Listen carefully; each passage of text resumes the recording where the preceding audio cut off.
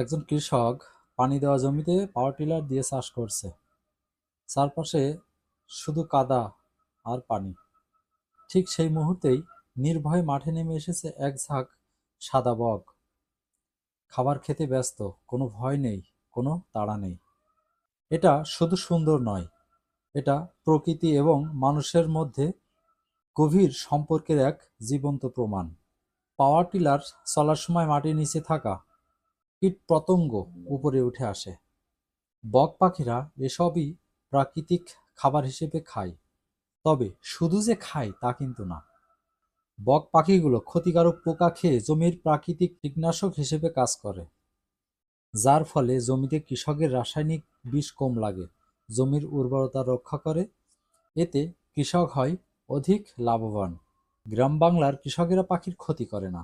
এই বিশ্বাস আর সহনশীলতার কারণেই বক পাখিরা মানুষের খুব কাছে এসেই নির্ভয়ে খাবার খায়। এই দৃশ্যটা কিন্তু আমাদের অনেক কিছু শিখিয়ে দেয়। উন্নয়ন আর প্রকৃতি একে অপরের শত্রু নয়, একে অপরের বন্ধু বটে। সঠিক ব্যবহার সচেতনা থাকলে যন্ত্র মানুষ প্রাণী একসাথে টিকে থাকা যায়। এটা তার বাস্তব প্রমাণ।